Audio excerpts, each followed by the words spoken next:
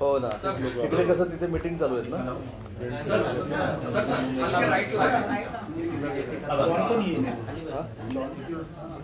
सगळं तिथे मीटिंग चालू आहेत ना. दीपक बाईंची झाली होती ना प्रेस.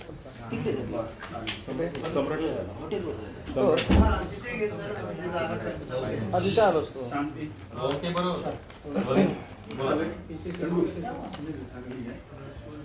कालपासून एक कॅबिनेटला झालेला जो निर्णय आणि त्याच्याबद्दल जे काही संभ्रम निर्माण केले जात आहेत, तर त्याचा खुलासा महाराष्ट्राच्या जनतेसमोर यावा, सगळ्या लोकप्रतिनिधींसमोर यावा म्हणून आज या पत्रकार परिषदेचं आयोजन आम्ही केलेलं आहे. आपल्याला माहीत असेल की डिसेंबर 2020ला पहिल्यांदा जी प्रभाग रचना झाली त्याच्यामध्ये एक सदस्यीय पद्धतीनं निवडणुका होतील अशा पद्धतीचा निर्णय तत्कालीन महाविकास आघाडीने घेतला. त्याच्यानंतर ऑक्टोबर 2021ला हा निर्णय परत बदलण्यात आला आणि 3 सदस्यीय प्रभाग रचना असावी अशा पद्धतीचा कॅबिनेटमध्ये निर्णय झाला. मी कॅबिनेटचा उल्लेख एवढ्यासाठीच करतोय की हे सगळे जे निर्णय आहेत हे मुख्यमंत्री महोदयांच्या अध्यक्षतेखाली आणि उपमुख्यमंत्र्यांच्या प्रमुख उपस्थितीमध्ये जी कॅबिनेट मिटिंग होते त्या कॅबिनेटमध्ये सर्वानुमते ठरले जातं.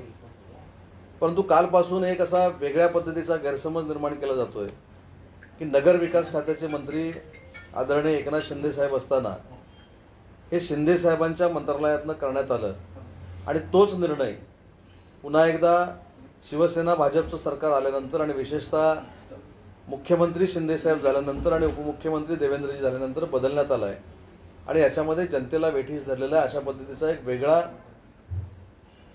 संभ्रम हा संपूर्ण महाराष्ट्राच्या लोकप्रतिनिधींमध्ये आणि जनतेमध्ये पसरवला जातोय. मी त्या कॅबिनेटचा साक्षीदार आहे ज्यावेळी 2021ला 3 सदस्यीय समिती प्रभाग रचनेचा प्रस्ताव हा कॅबिनेट समोर आला. त्यावेळी आमच्या कॅबिनेट मंत्र्यांमधले एकमेव मंत्री असे होते की ज्यांनी ह्या प्रभाग रचनेला विरोध केला होता, ते म्हणजे सन्माननीय एकनाथ शिंदे साहेब. जरी नगर विकास खात्यामार्फत हा प्रस्ताव आलेला असेल, ही प्रोसिजर असते, कारण मी देखील कॅबिनेट मंत्री होतो, पण तो प्रस्ताव आल्यानंतर प्रत्येक मंत्र्याला त्याच्यामध्ये बोलण्याचा अधिकार असतो. त्याच्यानंतर हे देखील झालं की 4 का असू नयेत आणि 3 का असावेत ह्याच्यावर देखील सांगोपांग चर्चा झाली. पण शेवटच्या क्षणापर्यंत माननीय एकनाथ शिंदे साहेब ही 3 सदस्यांची जी प्रभाग रचना आहे ही योग्य नाही अशा पद्धतीची भूमिका तिथे मांडत असताना हे कुठच्याही तुम्ही कॅबिनेट मंत्र्याला जरी विचारलं, म्हणजे राष्ट्रवादी काँग्रेस पक्षाचे कॅबिनेट मंत्री असतील, तत्कालीन काँग्रेस पक्षाचे असतील किंवा आमच्या शिवसेनेचे असतील, सगळ्यांनी एकनाथ शिंदे साहेबांना या प्रभाग रचनेच्या बाबतीमध्ये भांडताना आम्ही सगळ्यांनी मिळून बघितलेलं आहे. परंतु मुख्यमंत्री महोदयांच्या अध्यक्षतेखाली आणि उपमुख्यमंत्र्यांच्या प्रमुख उपस्थितीत ही बैठक होत असल्यामुळं जे पूर्वीपासून एकनाथ शिंदे साहेब प्रामुख्यानं सांगत आले की महाराष्ट्र राज्याचे माजी मुख्यमंत्री आदरणीय उद्धव साहेबांच्या स्वभावाचा फायदा हा महाविकास आघाडीच्या सरकारमध्ये अनेक वेळा घेतला गेला, तसाच फायदा घेऊन एकनाथ शिंदे साहेबांचा विरोध डावलून 3 सदस्यीय समिती प्रभाग रचना ही त्यावेळी कॅबिनेटमध्ये मंजूर करण्यात आली. आणि जी कालपासून एक बातमी येते की त्यावेळी एकनाथ शिंदे साहेबांनी विरोध करायला पाहिजे होता, खात्यामार्फत हा प्रस्ताव आणता कामा नये होता, अशा पद्धतीची एक वेगळ्या पद्धतीचं वातावरण. तर कॅबिनेटला ही ज्यावेळी फाईल जाते शेवटच्या पानावर अनेक लोकांच्या सह्या असतात आणि याच्यामध्ये शेवटच्या 2 सह्या ज्या असतात त्या उपमुख्यमंत्र्यांच्या आणि मुख्यमंत्र्यांच्या असतात. हा प्रस्ताव मुख्य सचिव हे संबंधित मंत्र्यांकडे पाठवतात आणि त्याच्यानंतर हा प्रस्ताव कॅबिनेटला येतो. आणि म्हणून जर कोणाचं असं म्हणणं असेल की जनतेला वेठीस धरण्यासाठी हा त्यावेळी निर्णय घेतलेला होता, तर याच्यामध्ये सगळे घटक पक्ष आणि असलेले सगळे सामील होते. त्याच्यामुळे एकट्याची एकनाथ शिंदे साहेबांची चूक आहे असं मला वाटत नाही. परंतु आताची प्रभाग रचना परत आपण का अशी बदलली, तर त्याची देखील कारणं आपल्या सगळ्यांना माहिती असली पाहिजेत. की प्रभाग रचना करत असताना मग त्याच्यामध्ये मुंबई असेल किंवा अन्य भागामध्ये असेल, काही ठिकाणचे प्रभाग हे म्हणजे जी तक्रार अनेक वेळा दाखल झालेली होती, कोर्टामध्ये देखील गेलेली होती की बाकीच्या प्रभागांमध्ये आपले प्रभाग घुसलेत काय, अशी देखील एक शंका ही निर्माण झालेली होती आणि आपल्याच माध्यमातून आम्ही अनेक वेळा देखील बघितलेली आहे. आणि म्हणून या सगळ्यातली पारदर्शकता यावी आणि जनतेच्या मनातलं, लोकप्रतिनिधींच्या मनातलं जे काय होतं ते या प्रभाग रचनेतनं निर्माण व्हावं, यासाठीच महाराष्ट्र राज्याचे मुख्यमंत्री एकनाथजी शिंदे आणि उपमुख्यमंत्री देवेंद्रजी यांनी हा निर्णय घेतलेला आहे. आणि सरकारला हे बदल करण्याचा अधिकार नक्कीच आहे, परंतु हे बदल करत असताना एक पार्श्वभूमी बघितली पाहिजे की पहिल्यांदा बदल केला तो 1 सदस्य प्रभाग रचनेचा होता, दुसऱ्यांदा बदल केला तो 3 सदस्य प्रभाग रचनेचा होता. आणि त्या प्रभाग रचनेमध्ये ही प्रभाग रचना ही त्रासदायक होऊ शकते. ही रचना ही असलेल्या लोकप्रतिनिधींना आवडणार नाही आणि याच्यामध्ये अगदी स्पष्टपणानं सांगतो, याच्यामध्ये शिवसेना पक्षाचं नुकसान होऊ शकतं, अशा पद्धतीची भूमिका माननीय एकनाथ शिंदे साहेबांनी त्या ठिकाणी मांडलेली आम्ही सगळ्यांनी मिळून बघितलेली आहे. आणि मग त्याच्यानंतर काही लोकांनी पर्याय काढले की 2 नको, 4 नको, मधलाच आपण आकडा धरूया आणि 3 प्रभाग रचना करूया. अशा पद्धतीची प्रभाग रचना करण्यात काही अर्थ नसतो आणि त्याचा रिव्ह्यू परत मुख्यमंत्री आणि उपमुख्यमंत्र्यांनी घेतला. म्हणूनच या प्रभाग रचनेमध्ये पुन्हा एकदा बदल केलेला आहे. हे मला इथं स्पष्टपणानं सांगितलं पाहिजे. कोणाच्याही दबावाला बळी पडून किंवा स्वतःचं काहीतरी वेगळं करायचं आहे म्हणून मुख्यमंत्र्यांनी आणि उपमुख्यमंत्र्यांनी हा निर्णय घेतलेला नाही. हा जनतेच्या सोयीचा निर्णय आहे आणि जे लोकप्रतिनिधी होते आता माजी झालेले आहेत, ज्यांचे प्रभाग वाटेल तशा पद्धतीनं वेडेवाकडे झालेले होते, त्याच्यासाठी घेतलेला निर्णय. आणि याच्यामध्ये सगळे माजी लोकप्रतिनिधी असतील किंवा विद्यमान लोकप्रतिनिधी असतील स्थानिक स्वराज्य संस्थांचे, हे खुश आहेत. हे मला आपल्यामार्फत महाराष्ट्राच्या जनतेला सांगायचं.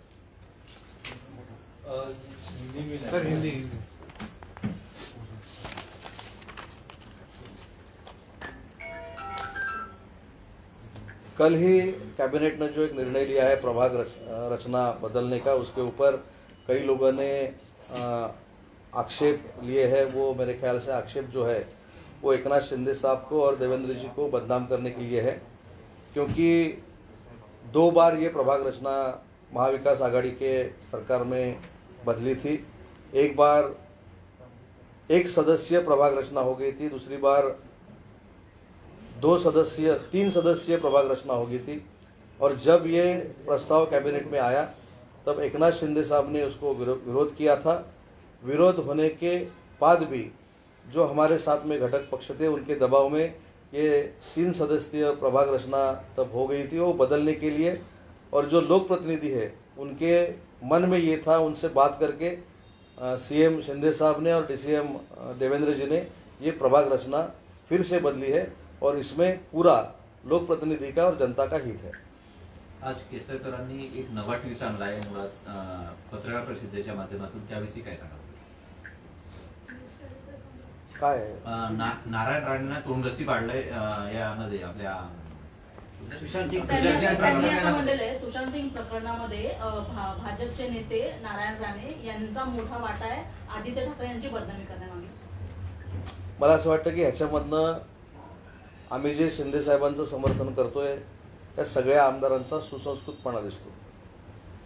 मग एखादा त्यावेळचा प्रसंग आमचे नेते आदित्यजी असतील किंवा अन्य कोणी असतील त्यांना बदनाम करण्याचा असेल तर तो देखील आमच्या दीपक केसरकर साहेबांनी कशा पद्धतीनं आपल्याला सांगितला, याच्यामध्येच आजही आम्ही सगळ्यांचा आदर करतो हे निष्पन्न झालेलं आहे. आणि हीच आमची राजकीय संस्कृती आहे. तोडा फोडा मारा ठार मारा ही काय राजकीय संस्कृती नाही. आणि म्हणून ज्यांनी कोणी आरोप केले होते त्यांनी त्यांच्या खास शैलीमध्ये सुनावलेलं देखील आहे. आणि म्हणून सुशांत सिंग प्रकरणामध्ये जाऊन कोणाची तरी बदनामी करावी अशा पद्धतीचा उद्देश घेऊन काय आम्ही काम करत नाही. सर्वोच्च न्यायालयातील सत्ता संघर्षाच्या निर्णयाबद्दल निकाल लागल्यानंतर आपण मंत्रिमंडळाचा विस्तार करणार का, नेमका आपण का घाबरतात, अजित पवारांनी शिंदे आणि फडणवीसांनी प्रश्न स्वाभाविक आहे की ते विरोधी पक्ष नेते आहेत. विरोधी पक्ष नेते म्हणून त्यांना त्यांची भूमिका मांडण्याचा अधिकार आहे. ते देखील राजकारणामध्ये आमच्यापेक्षा जास्त पावसाळे त्यांनी बघितलेले आहेत, जास्त वेळा लोकप्रतिनिधी म्हणून ते निवडून आलेले आहेत. पण याचं उत्तर देखील मी अनेक वेळा दिलेलं आहे की महाराष्ट्र राज्याचे मुख्यमंत्री आदरणीय शिंदेसाहेब असतील किंवा उपमुख्यमंत्री देवेंद्रजी असतील, हे लवकरात लवकर या मंत्रिमंडळाचा विस्तार करणार आहेत आणि माझ्यापेक्षा ज्येष्ठ असलेल्या सुधीर मुनगंटीवारनी देखील काल सांगितलेलं आहे की 15 ऑगस्टच्या अगोदर हा मंत्रिमंडळाचा विस्तार होईल आणि 15 ऑगस्टला सगळे गार्डियन मिनिस्टर फ्लॅग हॉस्टिंग करतील. म्हणजे 15 ऑगस्टच्या पूर्वी नक्की होणार. प्रभाग रचना ही लोकसंख्या वाढीच्या दृष्टिकोनातून व्हायला पाहिजे की नको? प्रभाग रचना ही लोकसंख्येच्या वाढीच्या दृष्टीनंच व्हायला पाहिजे, परंतु प्रभाग रचनेमधले मतदार हे देखील त्यांची जी काही झिकझॅक पद्धत आहे त्याच पद्धतीनं एकामेकाच्या प्रभागामध्ये मर्ज झाले पाहिजेत. ए प्रभाग जर असेल त्याची मर्जिंग बीमध्ये होत असताना ती डायरेक्ट डीमध्ये होऊ शकत नाही, ती बीमध्येच होऊ शकते. आणि म्हणून हे जे काही सगळे प्रश्न होते त्याच्यावर सांगोपांग विचार करूनच प्रभाग रचना बदलण्यात आली. जिल्हा परिषदेच्या सदस्यांची संख्या सुद्धा कमी केली. तर जिल्हा परिषदेच्या लोकसंख्या वाढत सदस्यांची नाहीये का? जिल्हा परिषदेच्या सदस्यांची संख्या ही पूर्वी, आता माझ्या जिल्ह्याचं जर आपण उदाहरण घेतलं तर 55,000 होती. 55,000ला रत्नागिरी जिल्ह्याची लोकसंख्या जिल्हा परिषद गट न्याय योग्य होती. परंतु ज्यावेळी आमची 63 झाली त्यावेळी जिल्हा परिषदेच्या मतदारांची संख्या ही डायरेक्ट 16,000वर आली. त्याचं लिमिट 20 ते 25,000 होतं, ते 16,000वर आलं. ठीक आहे, हा कदाचित माझा रत्नागिरी जिल्हा छोटा जिल्हा असेल, सिंधुदुर्ग जिल्हा छोटा जिल्हा असेल, पण ह्याचे सगळ्यात मोठे परिणाम हे मोठ्या जिल्ह्यांवर होतात. आणि म्हणून जी आहे तशी जर प्रभाग रचना ठेवली तर निवडणूक आयोगाला देखील काम करणं सोपं पडतं. आणि शेवटी सेन्सस जो आहे तो तुम्ही कुठचा पकडणार आहे? लोकसंख्या वाढीचा अजूनही 2011चा सेन्सस वापरून आपण काम करतोय. ज्यावेळी 2021चा सेन्सस सगळ्यांच्या डोळ्यासमोर येईल किंवा त्याचा अभ्यास होईल, तो अभ्यास केल्यानंतर ती प्रभाग रचना वाढवणं योग्य आहे. पण 2011वरच जर आपण चालत असू तर आपण काही ठिकाणी जिल्हे असे आहेत ना, जसं आपण लोकसंख्या वाढीचं म्हणताय तसं काही जिल्हे, उदाहरणार्थ सिंधुदुर्ग, रत्नागिरी, रायगड हे जिल्हे आहेत त्याच्यामध्ये लोकसंख्या कमी झालेली आहे. त्याच्यामुळं 2021च्या सेन्सस नंतरच प्रभाग रचना कितीनं वाढणार आहे हे कदाचित करणं योग्य होतं. आणि त्याच्या अगोदर झाल्यामुळं जो आपण मुद्दा सांगितला की लोकसंख्या वाढलेली आहे, निम्म्यापेक्षा महाराष्ट्रातले जिल्हे असे जास्त आहेत की जिथे लोकसंख्या कमी झालेली आहे. उद्धव ठाकरे यांच्या वाढदिवसानिमित्ताने शिंदे गटातील आमदारांनी आणि खासदारांनी जाहिराती दिल्या होत्या, त्या नाकारण्यात आल्या होत्या असं खासदार राहुल शेवाळे यांनी सांगितलं होतं. मात्र आज सामना वृत्तपत्रात आपण पाहिलं तर जितेंद्र आव्हाड यांच्या वाढदिवसाची जाहिरात पहिल्या पाण्यावर आल्या आणि निष्ठेचा महामेरू म्हणून त्यांना म्हटलंय. तर त्यावर काय म्हणतात? चांगलं आहे ना, आनंदाची गोष्ट आहे. त्यांना त्यांना एक पहिली गोष्ट अशी आहे की वर्तमानपत्र, मला त्याच्यावर जास्त बोलायचं नाही, परंतु वर्तमानपत्राचा तो अधिकार असतो कोणाची ॲडव्हर्टाईज घ्यायची नाही, कोणाची ॲडव्हर्टाईज घ्यायची. राहुल शेवाळेंची ॲडव्हर्टाईज कदाचित अडचणीची वाटली असेल म्हणून ती घेतली नसेल. आणि आव्हाड साहेबांची ॲडव्हर्टाईज ही संघटना वाढवणारी वाटली असेल म्हणून घेतली असेल. त्याच्यावर मी कसं बोलावं? निष्ठा या शब्दावरून शिंदे गटाला डिवचलंय असं पण म्हटलं जातंय त्या मुद्द्यावर. माझ्यावर हल्ला होऊन सुद्धा मी संयमी बोलतोय. किती डिवचणार, म्हणजे ठार मारण्याचा प्रयत्न करून देखील सुद्धा मी संयमी बोलतोय. त्याच्यामुळे आमच्या 50 लोकांनी ही मानसिकता केलेली आहे. आमच्या वक्तव्यामुळं, आमच्या वागण्यामुळं किंवा आमच्या संभाषणामुळं लोकांना त्रास होता कामा नये, कायदा आणि सुव्यवस्था बिघडता कामा नये, कुठच्याही बाबतीमध्ये कॉन्ट्रोवर्शियल स्टेटमेंट होता कामा नये, अशा पद्धतीची भूमिका घेऊन शिंदेसाहेबांच्या नेतृत्वाखाली आम्ही काम करतोय. आता आपल्याला माहीत आहे की मी 24 तारखेला ज्यावेळी गेलो, 24 तारखेपर्यंत गद्दार हा शब्द माझ्यासाठी नव्हता, पण 24 तारखेनंतर गद्दार, बाटगा, आई वडील विकलेले, हे ते गटार काय ते सगळं आम्ही ऐकतोय. पण तरी पण आम्ही शांत आहोत. याचा अर्थ असा आम्ही समजायचं काय किंवा समोरच्यानी समजायचं की आमची मतदारसंघात ताकदच नाही, आमच्याकडे आक्रमक कार्यकर्ते नाहीत. शेवटी त्या वर्तमानपत्राला ॲडव्हर्टाईज घ्यायचा की नाही हा त्यांना अधिकार आहे. आणि म्हणून जितेंद्र आव्हाडांची त्यांनी का घेतली आणि राहुल शेवाळेंची का घेतली नाही हा त्यांचा वैयक्तिक प्रश्न आहे. आणि त्याचं पण उत्तर मला दिलं, मी आपल्याला दिलेलं आहे. कदाचित आव्हाड साहेबांच्या ॲडव्हर्टाईजमुळं संघटना जोमानं वाढेल असं त्यांचं म्हणणं असेल आणि राहुल शेवाळे साहेबांच्या ॲडव्हर्टाईजमुळं संघटना वाढणार नाही असं असेल. किंवा जाहिराती कशा असतात तुम्हाला माहिती आहे, राहुल शेवाळेंपेक्षा कमी जास्त असं काहीतरी झालं असेल मला माहिती. राहुल शेवाळ्यांना दुसरी वर्तमानपत्र नाहीत का, म्हणजे नाहीत का? हाही प्रश्न. शिवसेनेच्या माणसाला जर वंदनीय बाळासाहेबांनी निर्माण केलेल्या सामना वर्तमानपत्रामध्येच ॲडव्हर्टाईज द्यायची असेल आणि मी अजूनही निष्ठावान शिवसैनिक आहे हे सांगायचं असेल तर त्यांच्या विचारापासून आपण त्यांना कसं काय बाजूला नेऊ शकतो? वर्तमानपत्र जाहिराती त्या दिवशी फुल झाले असते तर जागा नसते. मी तेच बोललो ना, मग दुसरं असं की एक आता आपण जो कॅबिनेटमध्ये जे प्रस्ताव येतात ते त्या संबंधित खात्याकडून येत असतात. त्यावेळी नगरविकास मंत्री हे शिंदे साहेब होते, त्यांनी हा प्रस्ताव कॅबिनेटमध्ये आणला. तो कॅबिनेटने मंजूर केला ना, म्हणजे बहुमताशिवाय कॅबिनेटमध्ये मंजूर होतो का की असाच मी मंजूर त्याचा खुलासा केला ना, पण अशी अनेक उदाहरणं आहेत की कॅबिनेटमध्ये आलेला उच्च व तंत्र शिक्षण विभागाचा प्रस्ताव हा परत पाठवलेला आहे. म्हणजे माझ्याकडनं आलेला प्रस्ताव कदाचित एखादं फाईल माझ्याकडे येते, एखाद्या कॉलेजच्या निर्मितीची येते किंवा काय होते, मी पाठवतो, परंतु तिथल्या दुसऱ्या मंत्र्यांना जर ते पटलं नाही तर तो प्रस्ताव मी परत घेतो, माघारी घेतो. त्याच्यामुळे हा प्रस्ताव देखील माघारी घेता आला असता. त्याच्यामुळे नगरविकास खात्यालाच हे पाहिजे होतं म्हणून ते झालं असं म्हणण्यामध्ये काही अर्थ नाही. मला असं वाटतं की याच्यामध्ये राजकीय परिपक्वता नाही. कॅबिनेटचे निर्णय हे सांघिक असतात, बहुमतापेक्षा एकमतानं झालेले असतात. आणि याच्यामध्ये सिस्टीम अशी आहे, अजितदादा ज्यावेळी बोलतात तरी त्यांचं राष्ट्रवादी काँग्रेस पक्षाच्या लोकांना ऐकलं पाहिजे. उद्धवसाहेब ज्यावेळी बोलायचे ते आम्हाला सगळ्यांना ऐकलं पाहिजे. बाळासाहेब थोरात, अशोक चव्हाण साहेब ज्यावेळी बोलतात तरी काँग्रेसच्या लोकांना ऐकलं पाहिजे. ही अलिखित सिस्टीम आहे पक्षाची. मला असं वाटतं की एकाच कुठच्या माणसाला त्याच्यामध्ये दोषी धरण्यामध्ये काही अर्थ नाही.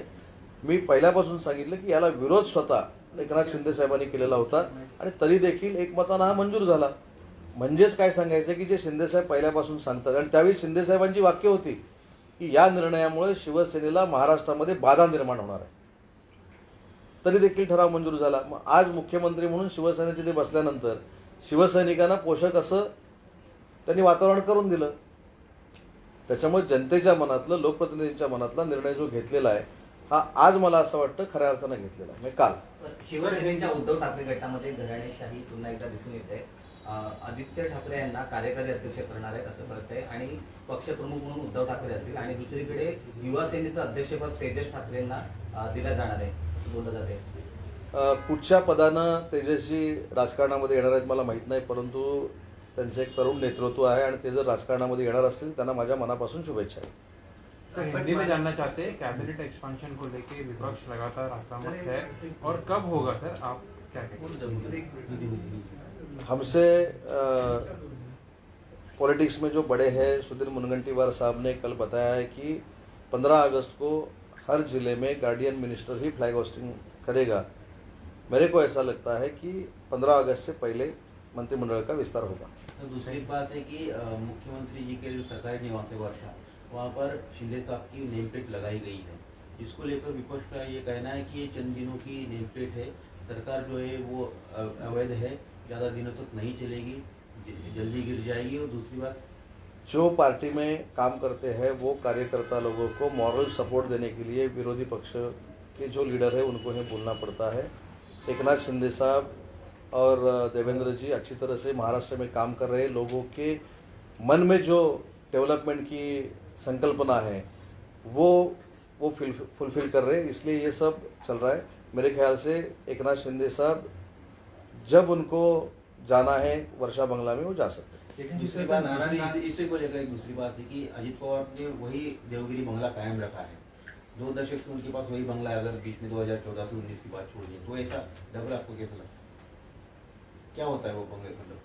नहीं, मुझको ये लगता है कि संजय राउत साहब ने एक उद्धव साहब की मुलाकात ली थी और उद्धव साहब उसमें बोले थे कि पॉलिटिक्स आरोग्यदायी रहना चाहिए, हेल्दी रहना चाहिए. ये हेल्दी पॉलिटिक्स का नमूना है. विरोधी पक्ष नेता जो पहले महाराष्ट्र राज्य के उप मुख्यमंत्री थे, जिस बंगले में रह रहे थे, उन्होंने विनती की सीएम साहब को और डीसीएम साहब को कि वही बंगला मुझको चाहिए और उन्होंने दे दिया. ये आदर्श है मेरे ख्याल से. ये हमारी राजकीय संस्कृति है. हल्ला करना ये हमारी राजकीय संस्कृति नहीं है, ये राजकीय संस्कृति. नारायण राणे को लेकर जिस तरह केसरकर अपनी बयानबाजी कर रहे हैं कि इनकी वजह से ऐसा हमने अजीत साहब का समर्थन किया, आपको नहीं लगता कि इस तरह की बयानबाजी बीजेपी और शिंदे गुट के बीच में दूरियां बढ़ा सकती है, क्योंकि अब आप लोग एक सत्ता में एक साथ हो? नहीं, उसमें दीपक जी ऐसे बोले कि जो आरोप आदित्य जी के ऊपर लगाए गए थे वो किसने लगाए थे उसके बारे में उन्होंने बयान दिया है. लेकिन आज हम आदित्य साहब के साथ नहीं है, इसलिए उनके ऊपर वही आरोप लेके बात करना ये अच्छी बात नहीं है. जो मैंने बंगले के बारे में बोला, दीपक जी ने जो आपको बाइट दिया है वो भी हमारी राजकीय संस्कृति है.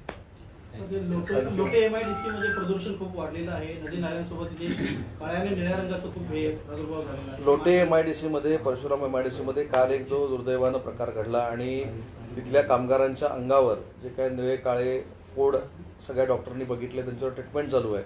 तर त्या बाबतीमध्ये कालच मी जिल्हाधिकाऱ्यांशी चर्चा केलेली आहे, पोल्युशन बोर्डाशी चर्चा केलेली आहे. पोल्युशन बोर्डाने याच्यामध्ये लक्ष घातलं पाहिजे आणि एखाद्या केमिकल फॅक्टरीमध्ये अशा पद्धतीचं केमिकल बाहेर येऊन कामगारांना जर त्रास होणार असेल तर त्याचा बंदोबस्त केला पाहिजे, अन्यथा त्याच्यावर कारवाई करावी अशा पद्धतीच्या सूचना मी जिल्हाधिकाऱ्यांना दिलेल्या आहेत. तुम्ही मुळात एकनाथ शिंदे आणि सर्व जे आमदार आहेत ते राष्ट्रवादीची युती नको म्हणून बाहेर पडलेले होते. मात्र आज मुंबई बँकेवरती अध्यक्ष म्हणून प्रवीण दरेकर आलेले आहेत आणि उपाध्यक्ष म्हणून सिद्धार्थ कांबळे यांची निवड झाली आहे. सहकारात राजकारण नसतं. सामंत साहेब, एक मिनिट, जर आपण हायर एज्युकेशन मिनिस्टर असताना आपले आणि राज्यपालांचे काही मतभेद झाले होते, मग आता तुम्ही जुळून घेणार का? माझे कुठे मतभेद झाले? काही प्रश्न मतभेद. एखाद्या प्रश्नावर आपलं मत मांडणं किंवा तत्वाशी भांडणं हे काही मतभेद होऊ शकत नाही. ते तात्पुरते मतभेद असतात. शेवटी त्यांचं वय आणि घटनात्मक त्यांचं पद, त्यांचा आदर प्रत्येकालाच असला पाहिजे या मताचा मी आहे. आणि म्हणून राज्यपाल महोदयांवर माझे मनभेद कधीही नव्हते, आताही नाही आणि भविष्यात तर राहण्याचा प्रश्नच येत नाही. सामंत साहेब, आमदार भारत गोगावले आणि त्यांच्या मुलांना मारण्याची धमकी मिळाली आहे, त्याबद्दल अधिक माहिती काही सांगतो? मला असं वाटतं की मी काल ते बघितलं, मी आत्ता बऱ्याचशाशी देखील बोललो, पण अशा धमक्यांना आम्ही काय थांबणार आहोत का? आता मी आपल्या कधी प्रसारमाध्यमाला हे सांगितलं नाही, माझ्यावर जो परवा हल्ला झाला त्याच्यानंतर दुसऱ्या दिवशी 7 वाजता 7092 असा काहीतरी अकोल्याचा नंबर आहे, तिथनं मला देखील सांगण्यात आलं होतं की ते आता गाडीतनं तुम्ही सुटला आहे, तरी काय तुम्ही सुटला नाही. या असल्या फुटकळ धमक्यांना आम्ही काही घाबरत नाही. आमची आता 4चौथी टर्म आहे, म्हणजे आम्ही अशा गुणाचे आहोत अशातला भाग नाही. पण मगाही जे मी सांगितलं की आमच्याकडे आक्रमक कार्यकर्ते नाहीत अशातला पण भाग नाही. परंतु आमच्या एखाद्या बोलण्यामुळं, आमच्या एखाद्या वाक्यामुळं जर महाराष्ट्रातल्या जनतेला त्रास होणार असेल, आमच्या मतदारसंघातल्या जनतेला त्रास होणार असेल, त्याच्यासाठी आम्ही त्या गोष्टी करत नाही. भरत शेटनं जसं आलं तसं मला पण आला होता. ज्या दिवशी माझ्या गाडीवर हल्ला झाला, ते हल्ला झाल्यानंतर काही लोकांनी काय सांगितलं, आम्ही हल्ला केलाच नाही. काही लोकांनी ठामपणानं सांगितलं आम्ही हल्ला केला, अजून आम्ही हल्ले करणार आहोत. परत दुसऱ्या दिवशी देसाई साहेबांनी सांगितलं की याच्याबद्दल मला अभिमान आहे. हे सगळं ठीक आहे, त्या भानगडीत मी काही जात नाही. पण त्याच दिवशी संध्याकाळी मला देखील एक फोन आलेला होता, त्याचा नंबर देखील माझ्याकडे आहे. परंतु ह्या आता गोष्टी आम्ही समजून घेतलेल्या आहेत. ते कोणतरी फुटकळ बाजूला बसतात संध्याकाळचे आणि फोन करतात, त्याच्यामध्ये काय त्यांना त्याच्यामध्ये आनंद मिळतो. मी तर त्या फोनवर असं सांगितलं, साहेब मला तुम्हाला शिव्या घालायच्या आहेत का, तुम्ही घाला. वेळ 9 वाजताची झालेली आहे, तुम्ही शिव्या घालण्यापलीकडे काहीच करू शकत नाही, कारण 9 वाजलेले आहेत. ठेवून दिला फोन त्याने, त्यामुळे ते एन्जॉय करतात. तो रूट का बदलला पण तुम्ही? नाही, कुणी रूट बदलला? सीएमच्या कॅनव्हासमध्ये नव्हता ना? मी सीएमच्या कॅनवायमध्ये नव्हतो. आपण जर सीएमचा कॅनवाय बघितला तर सीएमच्या कॅनवायमध्ये जात असताना स्वतःची नोंदणी असणं आवश्यक आहे. सीएमच्या स्टेजवर देखील जात असताना पास असणं आवश्यक आहे. त्याच्यामुळे माझा Y+चा हा दुसरा, मला Y+ सिक्युरिटी आहे, Y+ विथ एस्कॉर्ट सिक्युरिटी आहे. मला पायलट असतं, मला कुठे घेऊन जायचं हे पायलटनं ठरवायचं असतं. लक्षात आलं ना, कारण ती CPच्या एरियातला भाग आहे. आणि म्हणून त्याच्यामध्ये पोलीस तपास चालू आहे. आता पण मला आता पुण्यावरनं काही लोक माझा जबाब घ्यायला पोलीस खात्याची आली होती, मी त्यांना पोलीस जबाब दिलेला आहे. परंतु रूट जरी बदलला असं आपण समजूया, म्हणून काय मारायचं का? रूट बदलला असेल. उदयजी, आज संध्याकाळी शिंदे गटाच्या सर्व आमदारांची बैठक बोलवण्यात आलेली होती, ती रद्द करण्यात आली की पोस्टपोन करण्यात आली? नाही, गैरसमजातनं ते निर्माण झालेलं होतं. माझ्या बंगल्यावर काही पदाधिकाऱ्यांशी चर्चा गेले 3 दिवस चालू आहे आणि मला असं वाटतं की त्याच्यातनंच काही बातमीही मिळाली की आज आमदारांबरोबर शिंदेसाहेबांची बैठक आहे. अशी बैठक ठरवलेली नव्हती आणि भविष्यात 8-10 दिवसामध्ये जर असेल तर आपल्याला ती इंटिमेशन दिली जाईल. सर, हिंदी में बताइए कि आपको भी धमकी भरा कॉल आया था, लगातार ऐसे कॉल आ रहे हैं? जिस दिन मेरे ऊपर हमला हो गया था, दूसरे दिन मेरे ख्याल से 7:15 या 17 में मेरे को भी अकोला से फ़ोन आया था. उसका नंबर भी मेरे पास है, लेकिन मैंने पुलिस की नहीं दर्ज की, क्योंकि क्या होता है कि 7 के बाद के जो फ़ोन रहते हैं ना, वो एक एन्जॉयमेंट रहती है. तो मैंने भी एंजॉय किया, चलो गालियाँ देना है, दिलो. क्या साहब कैसा है, ठीक है क्या, बड़ा अच्छे है ना, आप गालियाँ देने वाले हो क्या, हाँ ठीक है, तो अच्छी तरह से अच्छे दे दो. तो ये अभी एक थोड़ा बहुत क्या हो गया कि फोन करना, गालियाँ देना, ठार मारूंगा, ये करूंगा, ठीक आहे वो सर अजित पवार यांनी आत्ताच टीका केलेली आहे, त्यांचं भाषण सुरू आहे. त्यांचं म्हणणं आहे की 40 जणांना आमदारांना मंत्रिपदाचं कुठेतरी आश्वासन दिलेलं आहे आणि त्यामुळे मंत्रिपद विस्तार रखडलाय आणि तोच भार एकट्या मुख्यमंत्र्यांवर आल्यामुळे ते आजारी पडलेले आहेत. 40 नसतील 50 ना. 40 शिवसेना नाही, मी थोडं करेक्शन करतो. 40 अधिक 10 आणि ते 116 असे. त्याच्या मला असं वाटतं की याच्यामुळं काय मंत्रिमंडळाचा विस्तार थांबलेला नाही. मंत्रिमंडळाचा विस्तार लवकरात लवकर होईल आणि अजितदादांना महाराष्ट्रामध्ये आमच्याकडनं जे अपेक्षित काम आहे ते नक्की होईल आणि नक्की अजितदादा त्याचं कौतुक करतात. पण 40 आणि 10 या सर्व लोकांमध्ये मोठ्या प्रमाणात अस्वस्थता पसरलेली आहे असा समज सगळ्या लोकांमध्ये झाला आहे. समज असणं आणि असणं याच्यात फरक आहे ना. समज काही असू शकतो. पण लोकांमध्ये चर्चा कशी आहे असं म्हणायचं. चर्चा काही होऊ शकते ना. चर्चेला कोण थांबवू शकतं? तेव्हा अशी काय अस्वस्थता कोणामध्ये नाही. आमच्या सगळ्यांचा शिंदे साहेबांवर विश्वास आहे. चला, धन्यवाद.